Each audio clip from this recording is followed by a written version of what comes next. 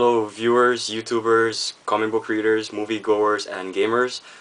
Night Batman here with a second review, this time on The Amazing Spider-Man. I know this movie came out in summer and it just came out on DVD, but I just wanted to share a quick review and give my thoughts on the movie, and also any thoughts that you guys might have are welcome to share. Just leave a comment below and feel free to talk amongst yourselves about The Amazing Spider-Man. So let's get started. The Amazing Spider-Man came out in July this year, and it was a reboot of the Spider-Man franchise. And it stars Andrew Garfield as the new Peter Parker slash Spider-Man. And I think Andrew Garfield did a really great job as Peter Parker. He plays it with enthusiasm. He really nails those classic one-liners that Spider-Man is expected to give, because Spider-Man is a very light-hearted character. He likes to have fun, poke jokes at any criminals or bad guys that he comes up against.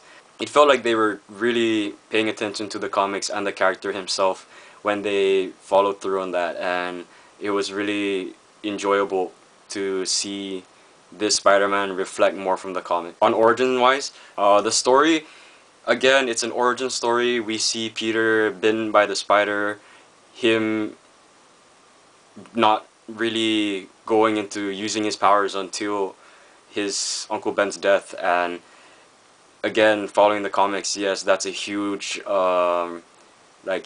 factor in him becoming Spider-Man. He uses his powers to try and look for the man responsible, and while doing so he also learns that he has a responsibility to use this power for the good of others, which he learned from his Uncle Ben.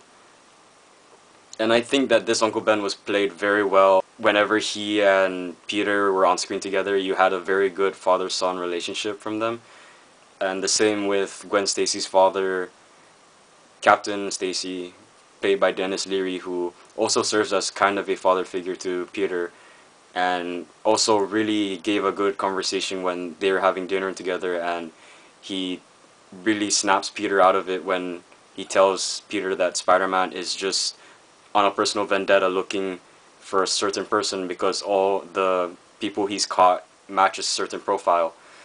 And so when he declares himself as Spider-Man on the bridge, that's when you know that he's finally realized that he can use his powers for others, and he will continue to do so as Spider-Man.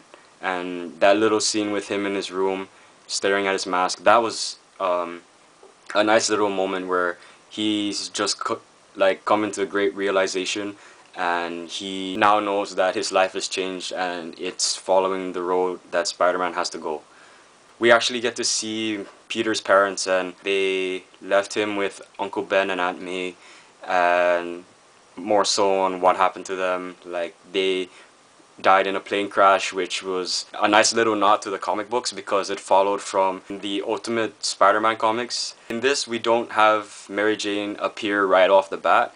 We first have Gwen Stacy appear, and like the comics, she also appeared before Mary Jane. And what's great is that she's played by Emma Stone, and Emma Stone really has good chemistry with Andrew Garfield as Peter Parker, and you really do feel like there is a connection with these two actors and their characters, which makes for a good love story in this reboot. This movie has some really great fight scenes. You really get to see Peter in his suit using a lot of webs, which makes sense because he's just starting out, and of course he doesn't have any real fighting skill, so he has to not only be evasive but also use his web shooters. What's also cool about this movie is how the web swinging had some scenes done in real life. Yeah, sure, he had some safety cables on him, but it was a real nice way to shoot old school style with less computer generated images. And one of my favorite scenes in this movie was also the ending shot, which looked a lot like this shot. And I really enjoyed that because of that little nod to the comics, like this movie continues to do in some scenes. So overall, a 4 out of 5. You should definitely give it a shot if you haven't already. It would definitely seem like a great starting point for what could be a good trilogy, or maybe even more than 3 movies if they decide to do so.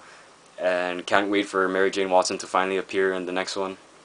So that's been my quick review, and I hope you guys enjoyed. If you have any thoughts that you would like to share, please feel free to comment below. If you like this video, feel free to like, and if you want to subscribe, please help yourself. Have a kick-ass day, and I'll see you guys next time. Later.